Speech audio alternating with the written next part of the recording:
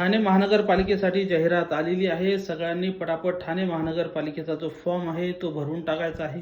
या ठाणे महानगरपालिकेसाठी कोणकोणते डॉक्युमेंट्स लागतात त्याची यादी या ठिकाणी मी तुम्हाला सांगणार आहे. हे सर्व डॉक्युमेंट्स आपण रेडी ठेवायचे आहेत, कारण की जर डॉक्युमेंट्स रेडी नसतील तर तुम्ही त्या ठिकाणी फॉर्म भरू शकत नाही. तर या ठिकाणी वेगवेगळ्या पदांची जाहिरात आलेली आहे, जसं की एमपीडब्ल्यू असेल, सॅनिटरी इन्स्पेक्टर असेल, एएनएम असेल, जीएनएम असेल, तसंच वेगवेगळे आया असतील किंवा इतर फार्मासिस्ट असेल, लॅबोरेटरी असिस्टंट असेल. तर या सगळ्या पदांसाठी जाहिरात आलेली आहे. आपण फॉर्म भरायचे आहेत.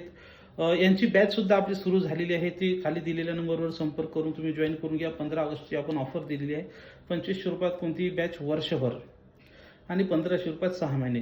ही ऑफर संपली की 1500 रुपयात तुम्हाला 3 महिनेच फक्त भेटणार. त्यामुळे पटकन ऑफरचा लाभ घेऊन घ्या 15 ऑगस्टच्या आत.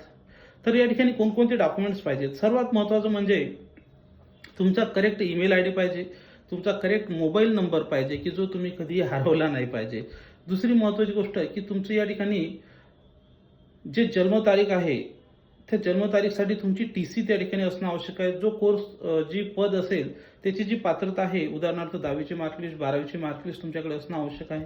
सर्वात महत्त्वाचं म्हणजे महिलांसाठी नावात जर बदल असेल, जर तुम्ही तुमचं जर लग्न झालं असेल आणि तुम्ही आधार कार्डवर बदल केला असेल तर तुम्हाला नावात बदल झाल्याचा जो पुरावा आहे तो त्या ठिकाणी जोडावा लागणार आहे. तिथं तुम्हाला विचारतील लग्न झालं का? होय.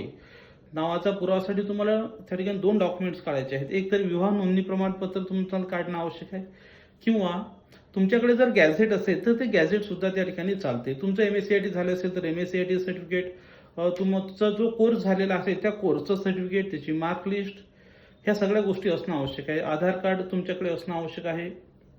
लक्षात ठेवा, फॉर्म भरताना ही चूक अजिबात करू नका. लग्न झालं असेल तर हो म्हणा, नसेल झालं तर नाही म्हणा.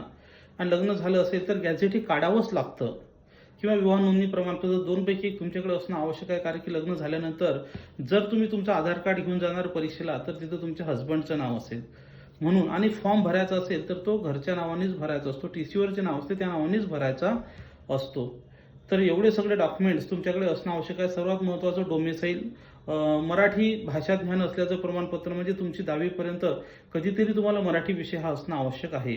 तुम्ही माजी सैनिक असाल तर माजी सैनिकचं प्रमाणपत्र, तुम्ही खेळाडू असाल तर खेळाडूचं, दिव्यांग असेल दिव्यांग, धरणग्रस्त असाल धरणग्रस्त, प्रकल्पग्रस्त, भूकंपग्रस्त, जे पण तुम्ही काही सुविधा घेत असाल त्याचं तुमच्याकडे असणं आवश्यक आहे. आणि तुमच्याकडे जर नॉन क्रिमिनल असेल तर तुमच्याकडे नॉन क्रिमिनल सर्टिफिकेट असणं आवश्यक आहे. ते पण व्हॅलिड, एक्सपायर झालेलं चालणार नाही. तर हे सर्व डॉक्युमेंट्स घेऊन पटकन फॉर्म भरायचा आहे. 2 सप्टेंबर ही शेवटची तारीख आहे. आणि सगळ्यांनी व्यवस्थित फॉर्म भरल्यानंतर registration number, mobile number, email ID आणि फॉर्मची प्रिंट